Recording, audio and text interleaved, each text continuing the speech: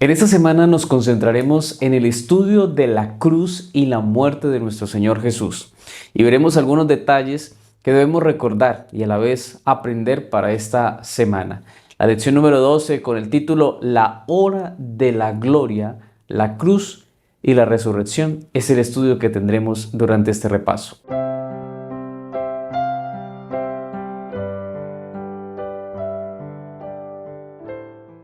Antes de continuar, como siempre lo hacemos, te invito a que oremos y pidamos la dirección de Dios.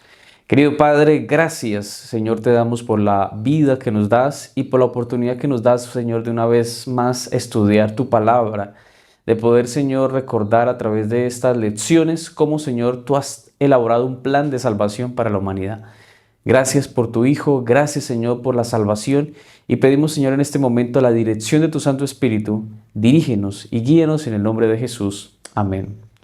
Bueno, mis amados, como siempre, pues mencionamos la cita bíblica de esta semana que aparece en Juan 18:37, que dice así. Entonces Pilato les dijo, «¿Luego tú eres rey?» Respondió Jesús, «Tú lo has dicho. Yo soy rey. Yo para esto he nacido, para esto he venido al mundo, para dar testimonio de la verdad. Todo el que es de la verdad, oye mi voz». Hemos visto hasta este momento cómo la lección nos ha llevado a través del libro de Juan a conocer el mensaje maravilloso del Señor Jesús. Ese testimonio que el Señor ha querido darnos a través de sus milagros, a través de las señales y a través de esa conexión que Él tiene con el Padre y con el Espíritu Santo. Pero en esta semana veremos más o menos lo que serían las últimas 2 semanas de la experiencia del Señor Jesús en la tierra. Y veremos allí la crucifixión y la resurrección. Veremos algunos detalles, no podemos profundizar completamente, pero veremos muchos detalles importantes. Y aunque la muerte que vivió el Señor Jesús era algo muy importante, pues recordemos que en su tiempo era un símbolo de vergüenza. Y allí veremos cómo se consideraba una muerte cruel, como una muerte penosa, pero de todas formas para nosotros hoy la cruz se convirtió en el símbolo de la reconciliación y del perdón. Nuestra elevada vocación en la página 47 dice, al contemplar a Dios contemplamos a aquel que derramó su alma hasta la muerte. Al contemplar la cruz, la vista se extiende hacia Dios y se discierne su odio por el pecado. Pero mientras contemplamos en la cruz el odio de Dios por el pecado, también contemplamos su amor por los pecadores, que es más fuerte que la muerte. La cruz es para el mundo el argumento incontrovertible de que Dios es verdad y luz y amor. Para la lección del domingo, ¿qué es la verdad? En este día de la lección veremos la conversación que hubo entre el Señor Jesús y Poncio Pilato. Veamos algunos detalles de lo que ellos pudieron hablar en Juan 18:33 al 38. Y dice así, entonces Pilato volvió a entrar en el pretorio, llamó a Jesús y le dijo, ¿eres tú el rey de los judíos? Jesús le respondió, ¿dices tú esto por ti mismo o te lo han dicho otros de mí? Pilato le respondió, ¿soy yo acaso judío? Tu nación y los príncipes sacerdotes te han entregado a mí. ¿Qué has hecho?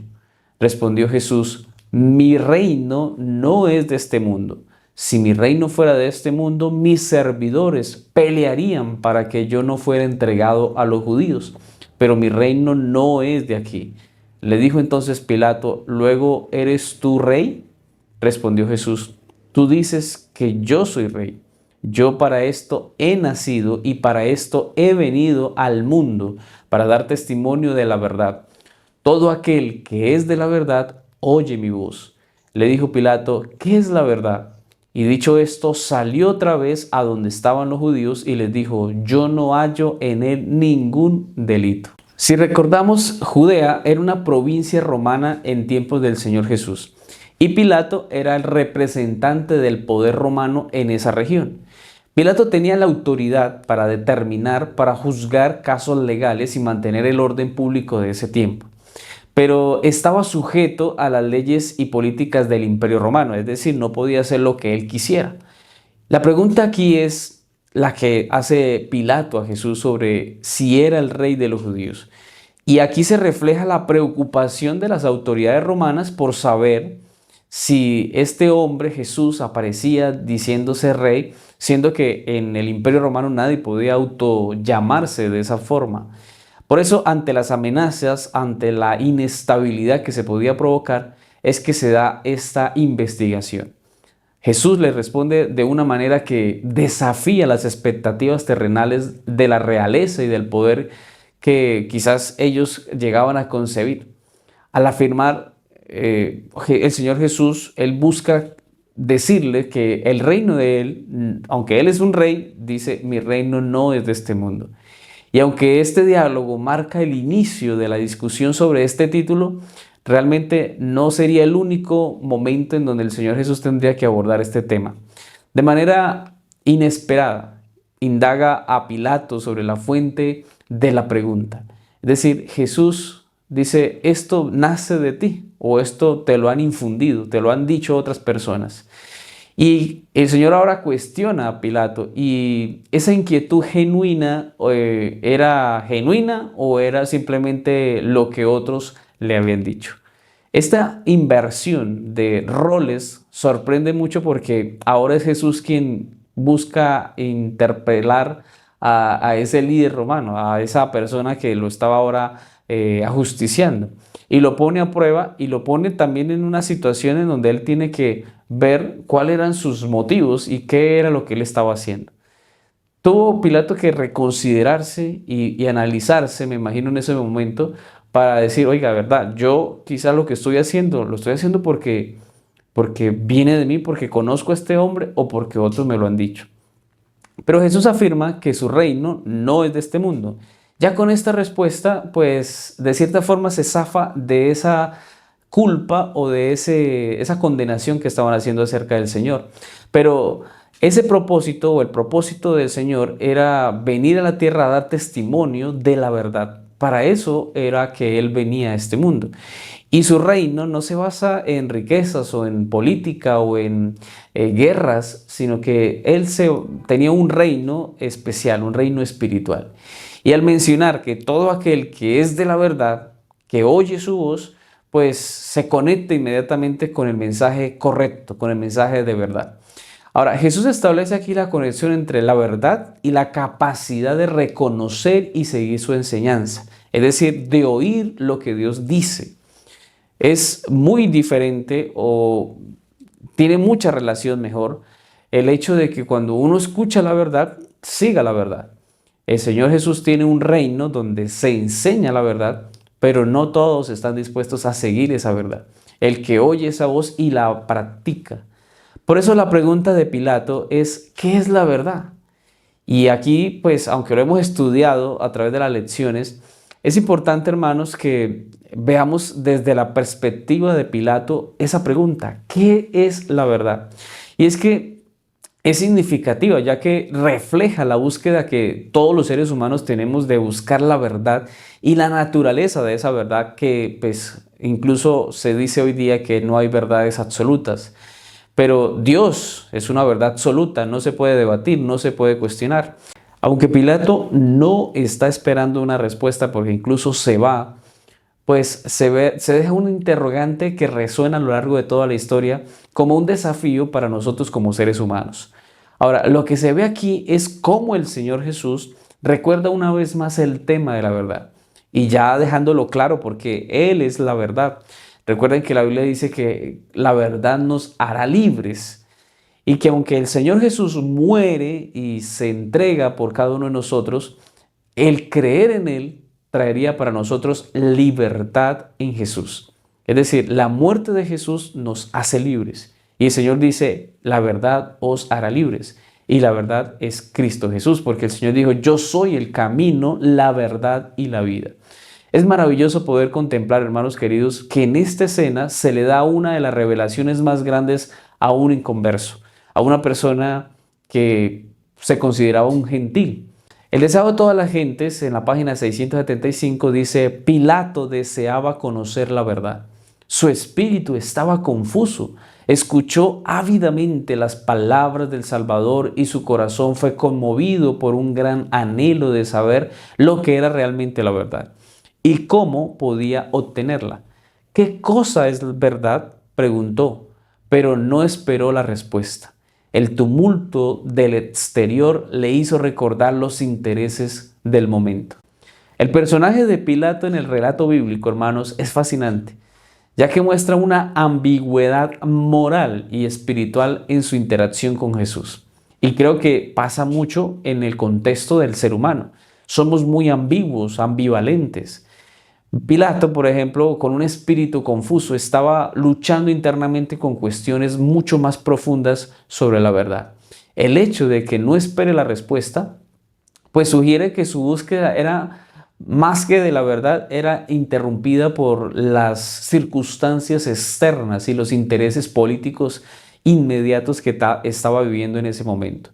Pilato ilustra la lucha interna entre la búsqueda espiritual y las demandas del mundo material. Y creo que hoy día tenemos una iglesia que está en lo mismo, que quiere lo espiritual, pero se deja ahogar por las tendencias, por la mundanalidad, por el pecado. Y entonces dejamos de tener interés. Y a veces hasta culpamos a la iglesia, culpamos al pastor, culpamos a otros porque decimos, es que aquí no hay poder, aquí no siento la presencia de Dios. Mira, tú no necesitas de un buen pastor o de una buena iglesia, tú necesitas de Cristo. Ahora, obviamente la iglesia y un buen pastor te va a ayudar, pero más que eso, tú necesitas del Señor. Y si tú no te conectas a la verdad, si no te conectas con la fuente de vida, pues no vas a sentir nada. Vas a estar en una vida pues sin sentido, sin fuerza, una vida débil espiritualmente. Pero eso no se debe a nada externo, eso se debe a tu conexión con Dios. Pero es importante que entendamos lo que está pasando aquí, porque puede ser que nos interese la iglesia, puede ser que nos guste la iglesia, pero si le estamos dando más interés o más fuerza o más deseo o más tiempo a lo material, pues créeme que no vas a ser fortalecido. Lo carnal se alimenta con lo carnal, lo espiritual se alimenta con lo espiritual. Y si quieres tener una vida espiritual sana, fuerte, necesitas conectarte con lo espiritual, orar más, estudiar la Biblia más, ir a la iglesia más, estudiar con otros la palabra de Dios. Y hay tantos elementos que Dios puede usar para elevar y ayudarnos a crecer en lo espiritual que pues es necesario que lo practiquemos. Ahora, la historia de Pilato nos invita a reflexionar sobre la importancia de mantenernos siempre fieles en esa búsqueda de la verdad. Incluso en medio de las distracciones de este mundo, en medio de las presiones externas, ¿será que este mundo, te pregunto, te está ahogando el deseo de conocer la verdad? ¿Te está ahogando en ese deseo de conocer más de Dios? Dios nos ayude para que la verdad de Cristo nos haga libres del pecado. La verdad de Cristo nos haga libres del error, del engaño y de las intenciones malvadas de Satanás para destruirnos. Que Dios te bendiga. En la lección del lunes, he aquí al hombre. Qué interesante esta lección, y aunque ya vimos a Pilato huyendo de la respuesta del Señor, finalmente confiesa que en Jesús no hallaba nada malo, como para poderlo condenar o como para poderlo ajusticiar. Sin embargo, en ese intento de persuadir al pueblo, de persuadir a los sacerdotes y a aquellos que lo estaban persiguiendo, pues aquí vemos algo muy interesante en Juan 18:38 que dice, le dijo Pilato, ¿qué es la verdad? Y dicho esto, salió otra vez a donde estaban los judíos y les dijo, yo no hallo en él ningún delito, pero vosotros tenéis la costumbre de que os suelte a un preso en la Pascua. ¿Queréis pues que os suelte el rey de los judíos? Entonces todos dieron voces de nuevo diciendo, a este no, a Barrabás. Y Barrabás era ladrón. La costumbre de liberar a un preso durante la Pascua era una tradición que se llevaba a cabo en tiempos del Señor Jesús. Este era un gesto de clemencia por parte de las autoridades romanas hacia el pueblo judío. Esta costumbre tenía como propósito mostrar un acto de misericordia y generosidad por parte del gobernante hacia el pueblo de Dios o hacia el pueblo judío. permitiéndoles elegir así a un preso para liberarlo y como regalo, pues en esa ocasión, pues lo que quiso Pilato era hacer exactamente lo mismo. En el caso específico del Señor Jesús y de Barrabás, Pilato propuso a la multitud la elección entre liberar a Jesús, a quien consideraba inocente. Él mismo lo declaró, no hay ningún delito en él, pero en contraposición estaba Barrabás, que era un criminal buscado, un asesino, un ladrón. Pero la intención de Pilato era presentar esta opción para dar la liberación a Jesús.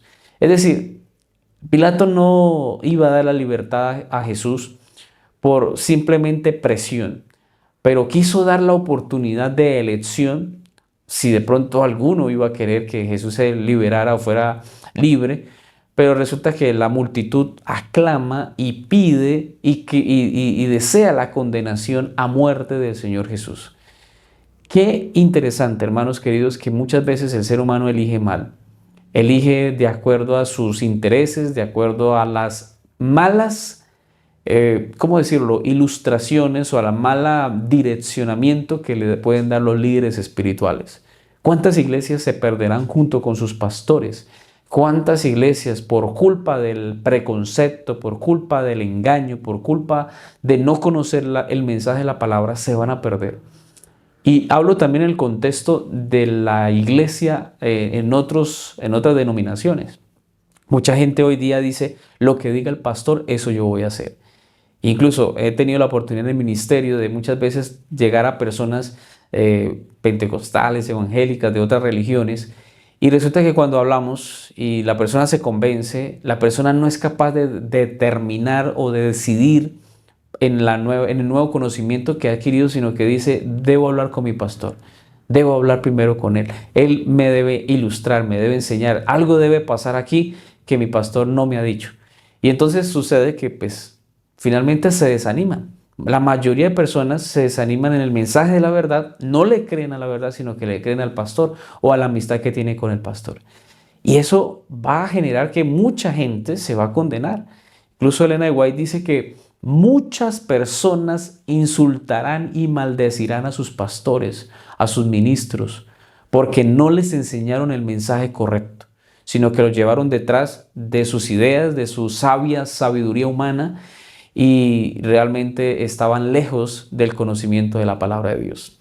Sin embargo, cuando regresamos a esta historia de Pilato, pues se ve que la multitud, toda la multitud, instigada e incitada por los malvados líderes religiosos, clamaron por la liberación de Barrabás, que era un criminal.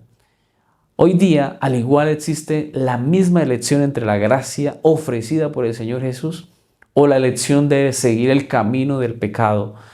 Y esto se representa en Barrabás. Esa misma ilustración. Y quizás uno diría, no, pero ¿cómo van a aceptar a Barrabás? ¿Cómo van a permitir que Barrabás sea liberado y el Señor Jesús no? Pues eso sucede exactamente hoy en nuestro tiempo. Y de la misma manera, la multitud sigue aceptando el pecado, sigue aceptando la maldad. En Juan 19, 1 al 5 dice, así que tomó entonces Pilato a Jesús y lo azotó. Los soldados entretejieron una corona de espinas y la pusieron sobre su cabeza. Y lo vistieron con un manto de púrpura y le decían, salve, rey de los judíos. Y le daban bofetadas. Entonces Pilato salió otra vez y les dijo, mirad, os lo traigo fuera para que entendáis que ningún delito hallo en él. Y salió Jesús llevando la corona de espinas y el manto de púrpura. Pilato les dijo, este es el hombre. El azote era una forma de castigo común en la época de los romanos. Esto implicaba que se golpeara al reo con castigos con un látigo que era de punta de metal o de hueso. Cuando este látigo caía en el cuerpo, en la espalda de los reos, de los criminales o de las personas que iban a morir crucificadas, pues esto causaba heridas profundas que arrancaban la piel, que arrancaban la carne. Además de esto, se ve cómo los soldados romanos se burlaron de Jesús, cómo le pusieron una corona de espinas, cómo lo vistieron de púrpura, de manto de púrpura para y de manera irónica ridiculizar su supuesta realeza como rey de los judíos. A pesar de todo, pues se ve que después que ya está de esa forma castigado, también coronado y con vestiduras aparentemente reales, pues se ve que ahora Pilato aparece en la escena y reitera una vez más la convicción de la inocencia del Señor Jesús. Y no lo hace con él, lo hace ante toda una multitud. Él muestra su deseo de liberarlo, su deseo de darle la oportunidad de que no fuera crucificado. Sin embargo, la presión que había en ese momento, la convicción que había en la multitud es algo increíble, porque los líderes religiosos influyendo, generando esta persecución y esta condenación hacia Jesús, pues llevó a Pilato a ceder a sus demandas. Pilato finalmente accede y a pesar de saber que Jesús no había cometido ningún delito, pues él decide llevarlo a la cruz. ¿Sabes que lo más irónico de este asunto es cómo un inconverso defiende al Señor Jesús, no una vez, dos veces y hasta más? Y sea el pueblo de Dios, entre comillas, quienes decían conocerlo o quienes vieron los milagros, quienes vieron cómo el Señor Jesús a través de sus acciones, de sus palabras, de sus sermones, de sus reflexiones, llevaba una vida intachable. Pero ese pueblo no lo aceptó, no lo quisieron seguir. Y ahora es ese mismo pueblo quienes condenaron a muerte a su rey, al Salvador del mundo, al Mesías que tanto esperaban y predicaban. La ceguera espiritual, hermanos, puede ser tan atrevida que nos puede llevar a negar y traicionar y entregar a Cristo en los momentos cuando más necesitamos confesarlo. Y aunque Pilato tuvo la oportunidad también aquí de liberarse del pecado, liberarse del error, del engaño y conocer la verdad, en medio de una situación difícil se ve a Pilato tomando decisiones. Tomar decisiones a veces no es fácil. Ser líder a veces no es fácil. Y Pilato obviamente tenía más afinación o más deseo con el tema de su autoridad humana, con sus poderes, con su reconocimiento, con lo que podían pensar los líderes superiores. Y en esa situación difícil, él también es culpado por la sangre del Señor. Y mira lo que dice Historia de la Redención acerca de esto. Por temor de perder su poder y su autoridad, Pilato consintió en dar muerte a Cristo. Y aunque puso la sangre del Señor sobre sus acusadores y la multitud lo recibió con el clamor de su sangre sea sobre nosotros y sobre nuestros hijos, Pilato no se libró. Fue culpable de la sangre del Maestro por sus intereses egoístas, por su amor al honor de los grandes de la tierra. Entregó a la muerte a un inocente. Quizás pensarías que como son líderes inconversos, a veces hasta decimos Dios no puso a esos líderes. Recordemos lo que dice Romanos capítulo 13, cuando nos habla de las autoridades. Dios dice que debemos respetar a las autoridades y Dios habla a través de ellas. Y ese capítulo 13 de Romanos nos habla un poco acerca de este tema que es interesante, porque Dios usa a esos líderes para obrar justicia, libertad, orden. Pero entonces, en esta ocasión, este hombre que tenía la oportunidad de encontrarse directamente con la verdad, con el Mesías, tuvo esta situación tan difícil. Pero esta decisión no fue obligada, esta decisión fue libre. Él tenía la oportunidad de decidir y no lo hizo. Al igual que los soldados y la multitud que se agolpó para condenar al Señor Jesús, Pilato también tuvo esa oportunidad. Y aunque él estuvo en ese valle de indecisión, es solo imaginarme cómo todo el mundo va en contra del Señor y él, quizás con sus intenciones, quizás con su manera de ver lo que había visto en Jesús, pues él quiere dar libertad.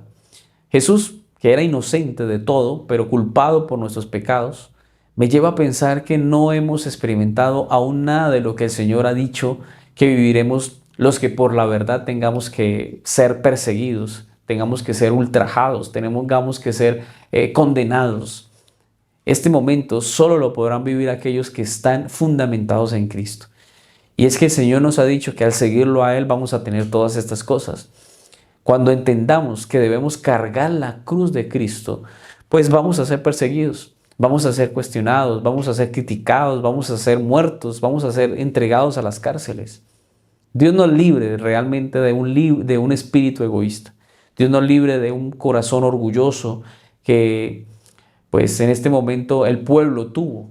Y a su vez nos libre del materialismo y el deseo del poder que tenía Pilato. Que Dios nos enseña a través de estas lecciones que lo efímero no vale la pena, que lo material no nos va a salvar, que al cielo no se llevan trasteos. Más bien, que edifiquemos en la roca, que nos fundamentemos en Cristo, que vivamos para Cristo. Y si es necesario morir, dice Pablo, morir en Cristo es ganancia. En la lección del martes, consumado está. En este día de la lección veremos ya el acto en sí de la muerte del Señor. Aunque algunos detalles del contexto en el que se dio la crucifixión, pues se dan aquí, veamos lo que dice Juan 19, 17 al 22. Y él cargando su cruz salió al lugar llamado de la calavera, y en hebreo Gólgota, y allí le crucificaron y con él a otros dos, uno a cada lado, y Jesús en medio. Escribió también Pilato un título que puso sobre la cruz, el cual decía: Jesús Nazareno, Rey de los judíos.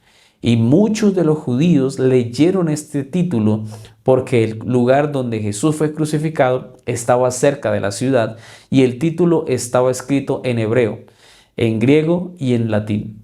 Dijeron a Pilato los principales sacerdotes de los judíos: no escribas Rey de los judíos, sino que él dijo: soy Rey de los judíos. Respondió Pilato: lo que he escrito. Esta inscripción fue escrita en hebreo, en griego y en latín, y tenía la intención de identificar a Jesús y su supuesto crimen ante aquellos que pasaban por el lugar de la crucifixión. Pero el título que aparecía allí no era acerca de un crimen, sino que Jesús Nazareno era Rey de los judíos. Ahora, Jesús Nazareno señalaba la ciudad de origen de Jesús. Como ustedes saben, Nazaret no era el lugar más quizás deseable, pero se da la identidad del Señor Jesús como el Mesías esperado. Por otro lado, la declaración Rey de los judíos es una afirmación de la realeza de Jesús. Pilato le está reconociendo a él como el Rey de los judíos, aunque no lo aceptó como rey de su vida, lo declaró como el rey de ellos. Y ese es un problema que a veces podemos tener, a veces pensar que Dios es para otros y no para mí, o que otros necesitan de Dios y yo no necesito de Dios. Es importante aplicar esta ilustración, pero no vivirlo. Es más bien entender que nosotros debemos tener a Jesús como el Rey de nuestra vida, no como el rey de otro. No vivir de las experiencias de otros. Es que a Él le va bien, es que Él es prosperado, es que Dios a Él lo bendice, es que Dios a Él sí le responde. No, Dios me responde a mí, Dios es mi Salvador, Jesús es mi Rey, Jesús es mi Dios. Tenemos que apropiarnos de esa inscripción que no nos pone Dios hoy día, sino que la llevamos en un testimonio de cada día. El cristiano no necesita llevar una camiseta o una cachucha o una gorra que diga yo soy hijo de Dios o yo soy hijo del Rey. No, no es necesario, aunque si lo quiere hacer, hacerlo, no pasa nada. Pero eso no me identifica inmediatamente con Dios. La identificación o la identidad yo la tengo cuando vivo para Jesús, cuando hablo de Jesús, cuando escucho de Jesús, cuando mi vida está en el contexto de seguir al Rey de Israel, el Rey que todo lo puede. Ahora, Pilato, al colocar este título sobre la cruz, no solo estaba identificando a Jesús como el Rey de los judíos, sino que también estaba desafiando la autoridad de esos líderes religiosos judíos que no querían reconocer a Jesús como un rey legítimo, como el rey que ellos necesitaban.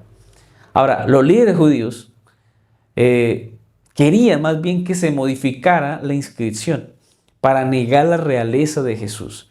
Es decir, Él es judío, Él es rey de los judíos, pero no para nosotros. Él se declara así. Nosotros no lo aceptamos. Qué duro corazón, qué falta de sabiduría y qué falta de entendimiento, de discernimiento de no ver a Jesús como el rey. Ahora, la respuesta de Pilato es interesante porque dice: lo que he escrito, no me vayan a poner a cambiar las cosas, ya lo he dejado así. Ahora, el deseo de toda la gente nos habla un poco acerca de este tema. Dice, un poder superior a Pilato y a los judíos había dirigido la colocación de esta inscripción sobre la cabeza de Jesús. En la providencia de Dios tenía que incitar a la reflexión e investigación de las Escrituras. ¿Sabes? Aquí se está dando un tema importante. Se está diciendo, no solamente esto fue inspirado por Pilato, no fue algo que él propiamente quiso escribir. Dios quiso que esto se dejara claro para la reflexión de todos los que pasaran por allí. En la lección también nos animaban a que pusiéramos atención con referente a las palabras del Señor Jesús en la cruz. Veamos lo que nos dice, por ejemplo, Juan 19, 28 al 30. Después de esto, sabiendo Jesús que ya todo estaba consumado, dijo, para que la escritura se cumpliera, tengo sed. Había allí una vasija llena de vinagre, entonces ellos empaparon un vinagre, una esponja y poniendo un hisopo, se la acercaron a la boca. Cuando Jesús tomó el vinagre, dijo, consumado es, e inclinando la cabeza, entregó el espíritu. Jesús muestra su humanidad al expresar ese momento donde tiene sed en medio de la agonía, en medio de la cruz. Al mencionar que todo estaba consumado, los soldados ofrecieron a Jesús vinagre. ¡Qué interesante! Y lo hacen a través de una esponja y cumplen así lo que decía la profecía del Salmo 69, 21, que dice así: me pusieron además hiel por comida y en mi sed me dieron a beber vinagre. Este acto muestra la crueldad y la falta de compasión de aquellos que presenciaban la crucifixión del Señor Jesús.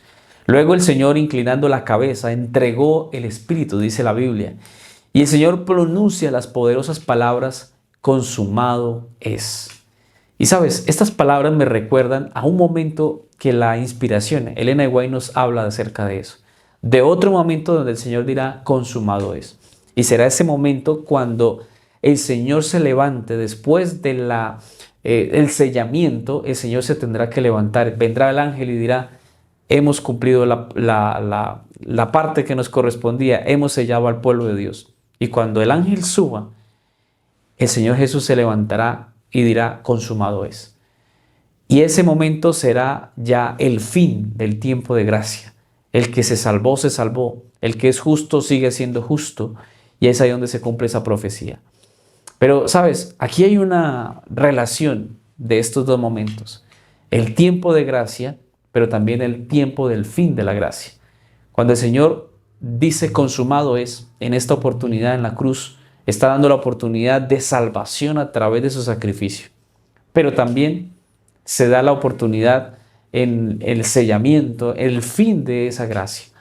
Entonces, ¿cuándo hemos de tomar la decisión? En este tiempo es el tiempo. Incluso 2 Corintios 6, 2 dice que debemos hoy aceptar la gracia. Hoy es el tiempo de salvación. Hoy es el tiempo de entregar nuestra vida al Señor. Esta frase de consumado es tiene un significado profundo y trascendental, ya que Jesús está declarando que la obra de redención ha sido completada, que todo ha sido cumplido según el plan de Dios para la salvación de la humanidad. Jesús, al pronunciar esta frase, está declarando que ha cumplido con su parte, que todo lo que se había encomendado, todo lo que se había planeado, se ha llevado a cabo. Y ahora la obra de redención, la obra de salvación, la obra de oportunidad de perdón y misericordia para el ser humano, ahora es completa, es perfecta. La historia de la redención nos habla en la página 234 y 235 lo siguiente. De repente, la oscuridad se apartó de la cruz y con tonos claros, como de trompeta, que parecían proyectar sus ecos por toda la creación, Jesús exclamó, consumado es. Un halo luminoso circundó la cruz y el rostro del Salvador brilló con una gloria semejante a la del sol. Entonces se inclinó la cabeza sobre el pecho y murió. Hubo gozo en el cielo porque los hijos de Adán, de allí en adelante y gracias a una vida de obediencia, podrían ser llevados finalmente a la presencia de Dios. Satanás fue derrotado y sabía que su reino estaba perdido. Es un momento de victoria sobre el pecado y sobre la muerte y de cumplimiento de las profecías que Jesús había hecho. Y Jesús, como el Cordero de Dios, había cumplido su propósito de entregar su vida como sacrificio por nuestros pecados. Así abrió el camino a la reconciliación. En la muerte del Señor Jesús vemos la oportunidad de encontrar oportuno socorro. ¿Sabes? Hoy es el tiempo de entregar nuestro corazón a Jesús, de vivir para el Maestro. Su muerte no puede ser en vano. Tenemos que vivir de acuerdo a esa verdad que hemos conocido, a ese camino que Él ha trazado y a vivir de manera negada en ese servicio y en ese deseo de hacer siempre su voluntad. En la lección del miércoles, la tumba vacía. Y aunque la muerte es un evento que al recordarlo nos conmueve y nos lleva a pensar en todo lo que el Señor Jesús tuvo que vivir y padecer por culpa nuestra, pensar que a pesar de la muerte, el Señor fue levantado, no se quedó en la tumba, no está en la tumba, se ha levantado y es resucitado. Recordemos lo que nos dice Juan 20, 1 al 7, dice así: el primer día de la semana, María Magdalena fue de mañana, siendo aún oscuro, al sepulcro y vio quitada la piedra del sepulcro. Entonces corrió y fue a Simón Pedro y al otro discípulo, aquel a quien amaba Jesús, y les dijo: se han llevado del sepulcro al Señor y no sabemos dónde lo han puesto. Salieron Pedro y el otro discípulo y fueron al sepulcro. Corrían los dos juntos, pero el otro discípulo corrió más aprisa que Pedro y llegó primero al sepulcro. Y asomándose vio los lienzos puestos allí, pero no entró. Luego llegó Simón Pedro tras él, entró en el sepulcro y vio los lienzos puestos allí, y el sudario que había estado sobre la cabeza de Jesús, no puesto con los lienzos, sino enrollado en un lugar aparte. María Magdalena va al sepulcro de Jesús y se encuentra con una escena, y es que la piedra estaba removida, ya no estaba en el lugar que inicialmente estaba. Este detalle es significativo, ya que la remoción de la piedra no solo muestra que el sepulcro estaba vacío, sino que también simboliza la victoria de Jesús sobre la muerte. Y esa muerte que dio el Señor Jesús o esa paga que hizo acerca de nuestra deuda, pues ha acabado con la muerte y con el pecado. Y al ver al sepulcro vacío, corre a informar a los discípulos y les cuenta lo que había visto. Su preocupación y ese desconcierto reflejan la confusión y el asombro que tenían en ese momento, y más en la vida de María, porque este fue un evento que desafió todas las expectativas humanas. Pedro y Juan, porque lo vemos así, aunque la Biblia dice otro discípulo, pero dice que era el que amaba a Jesús, responden rápidamente a la noticia. Ellos ven lo que María dice y van rápidamente al sepulcro para comprobar, para revisar lo que había sucedido. Y es tan interesante que la rapidez con que acuden, pues se ve que Juan como que tenía mejor físico, corría más que el mismo Pedro. Juan, cuando llega de primero, pues se da cuenta de los lienzos que estaban allí, los que envolvían el cuerpo de Jesús estaban allí. La idea, quizás en algún momento ellos pensaron que habían robado el cuerpo, que habían hecho algún daño al cuerpo, pero cuando encuentran los lienzos se encuentran que el cuerpo no fue robado, sino que Jesús, como había dicho, lo había predicho 3 veces, había resucitado. Ahora, por su parte, cuando llega Pedro, al entrar en el sepulcro, confirma lo que Juan había visto, y es que los lienzos estaban allí, pero el cuerpo de Jesús no estaba. Este momento marcó el comienzo de la comprensión de los discípulos sobre la resurrección de Jesús. Y aquí se da el cumplimiento de lo que el Señor ya había predicho en su palabra. Ahora, se dan algunos detalles interesantes aquí adicionales con respecto a esto, y veamos lo que dice el versículo 8 en adelante. Entonces entró también el otro discípulo que había venido primero al sepulcro, y vio y creyó, pues aún no habían entendido la escritura que era necesario que él resucitara de los muertos. Y volvieron los discípulos a los suyos. Aún no habían comprendido plenamente las escrituras que hablaban de la resurrección de Jesús. Pero después de presenciar la tumba vacía, los discípulos regresan a su lugar y quizás regresan felices, porque ahora iban a contar la noticia. Este regreso marca el inicio de un nuevo capítulo en sus vidas, donde la resurrección de Jesús transformaría por completo su entendimiento de la fe y de esa misión que el Señor tenía en el mundo.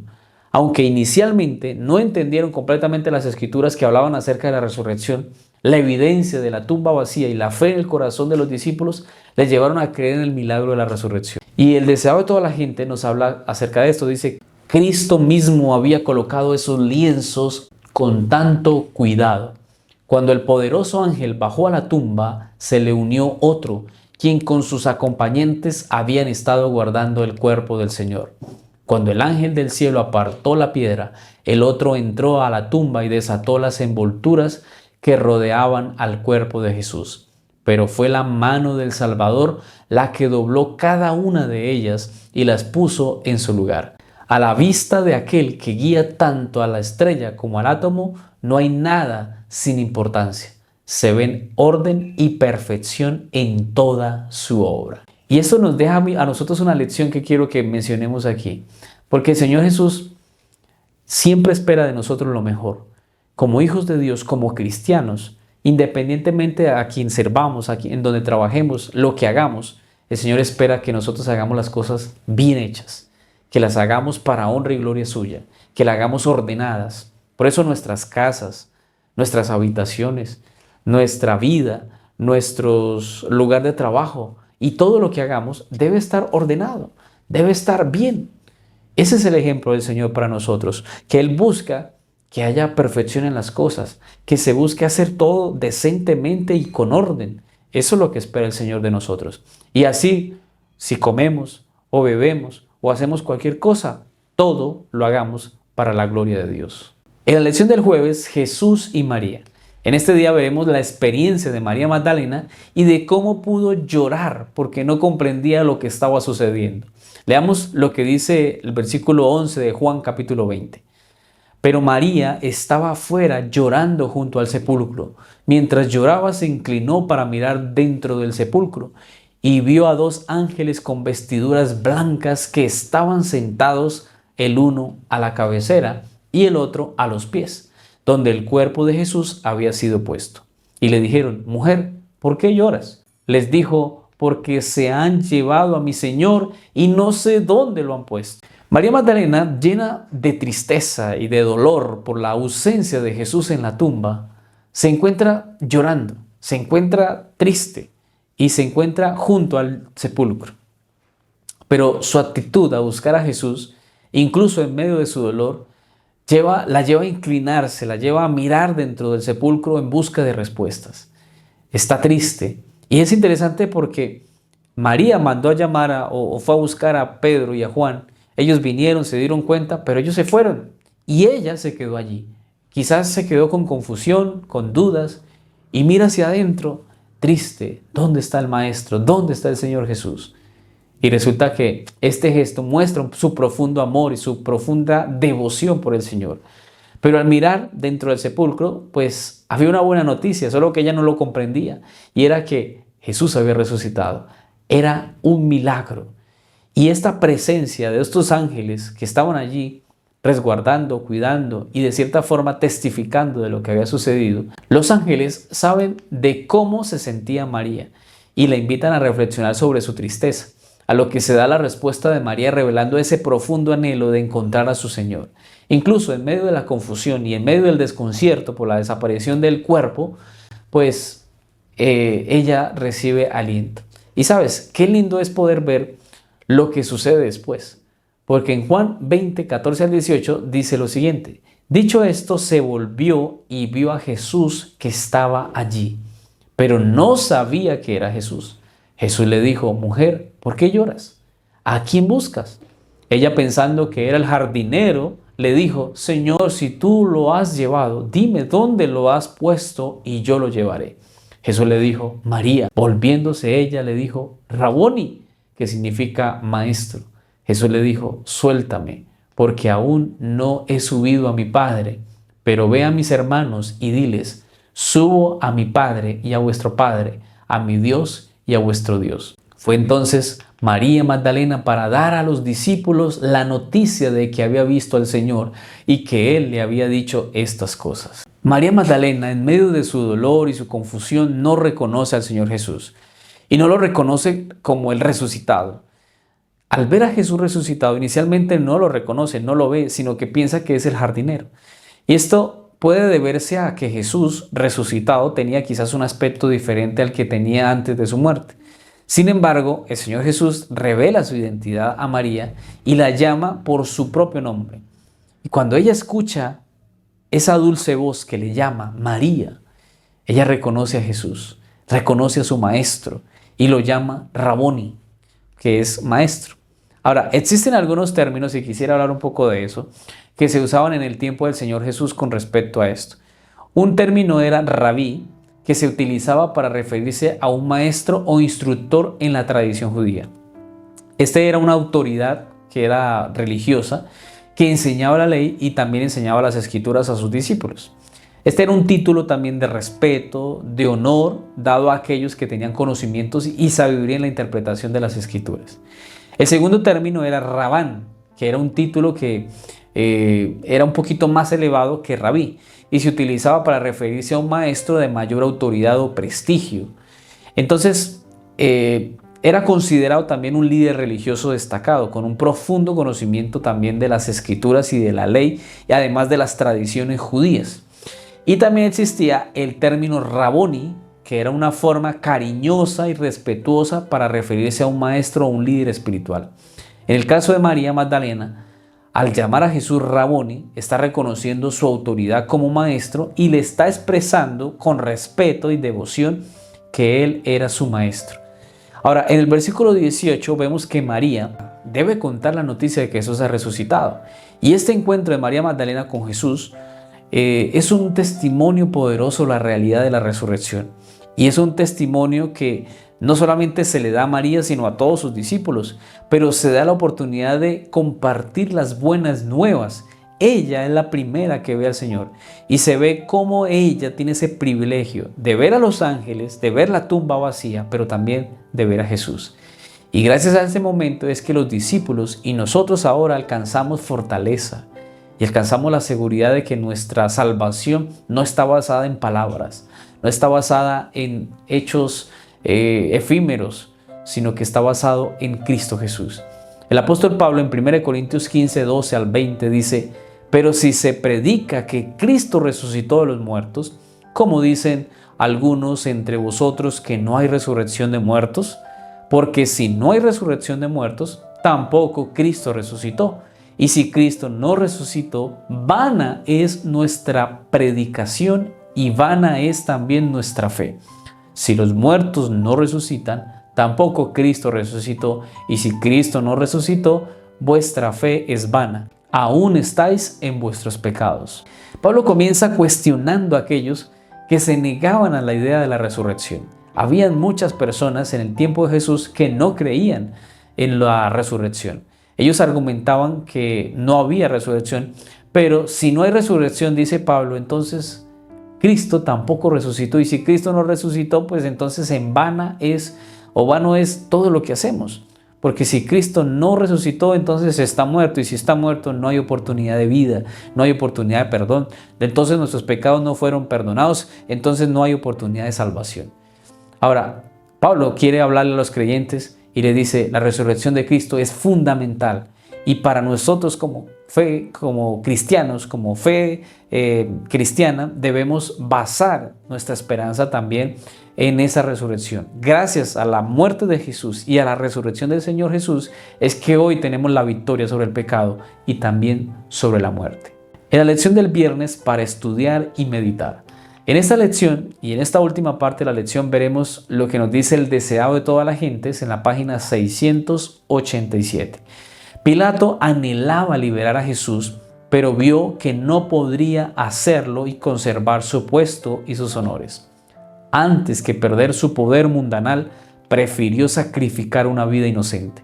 ¿Cuántos, para escapar de la pérdida o del sufrimiento, sacrifican igualmente los buenos principios? La conciencia y el deber señalan un camino y el interés propio señala otro.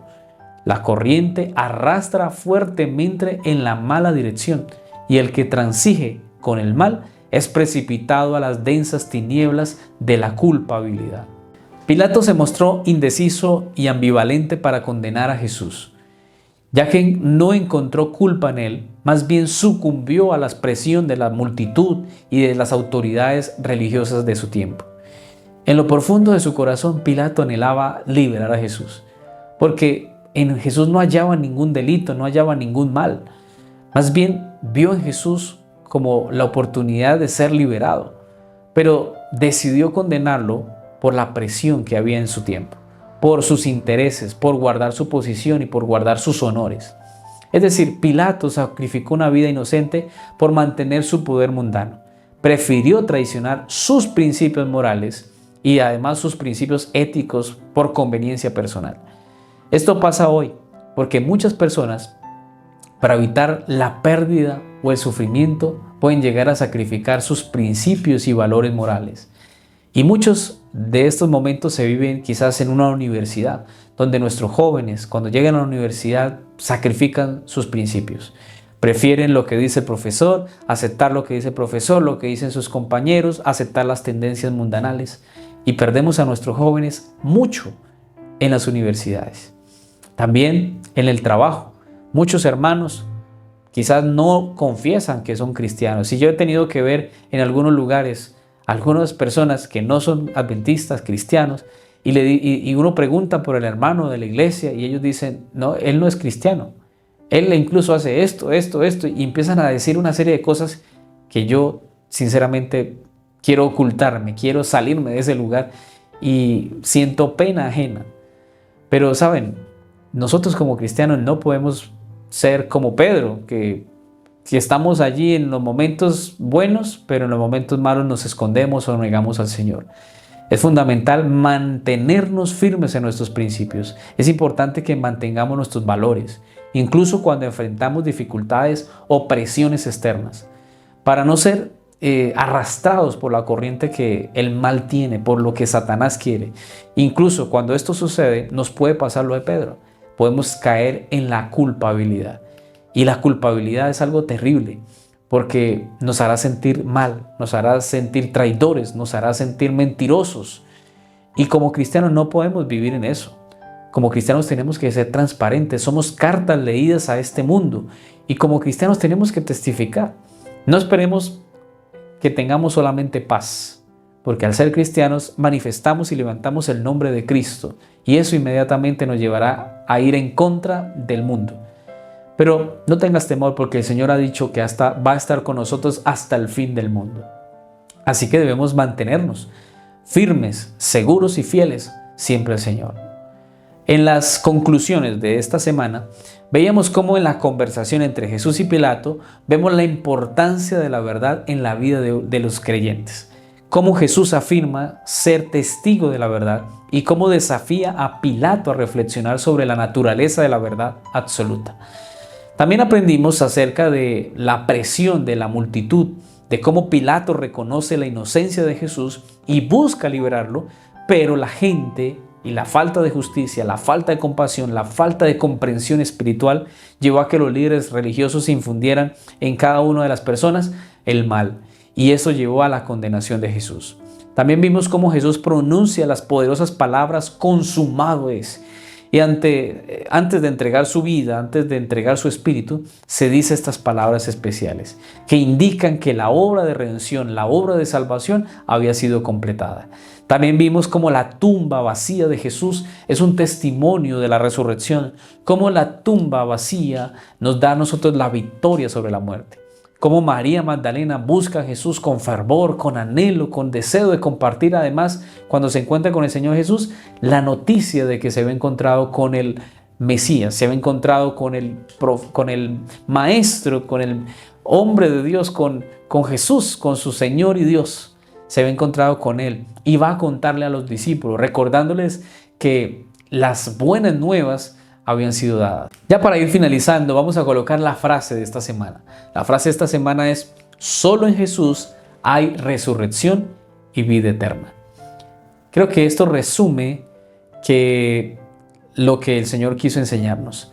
A través de su muerte hubo una resurrección, y a través de su resurrección y su muerte hay vida eterna. Hay oportunidad de salvación ahora, y este es el tiempo para aceptarlo. Por eso no podemos perder el tiempo en otras cosas. Tenemos que predicar este evangelio maravilloso a las personas que lo necesitan. Quiero invitarte para que oremos y concluyamos ya este estudio. Oremos. Querido Padre, gracias por la oportunidad que nos das, Señor, por estudiar este maravilloso mensaje, por recordarnos a través del libro de Juan cómo tú, Señor, viviste ese momento de la crucifixión, cómo testificaste a Pilato, cómo diste la oportunidad de que todos nosotros nos diéramos a la idea de que tú, Señor, al morir en la cruz, padeciste por cada uno de nosotros, pero además resucitaste para darnos una buena noticia. Tú has vencido la muerte. Ahora, Señor, vence el pecado que hay en nosotros. Danos la fuerza, Señor, para luchar, para avanzar y para ser fieles. Y cuando tú regreses, Señor, podamos estar en el grupo selecto de los salvos. Salva, Señor, nuestra vida, salva nuestra familia, salva nuestros hogares. Permite, Señor, tu bendición en esta hora y que, Señor, cuando regreses, estemos ahí, Señor, en ese momento especial de tu venida. Guárdanos en el nombre de Jesús. Amén. Mi amado hermano, que Dios te bendiga y como siempre te digo, con Jesús todo es mejor. Dios te guarde.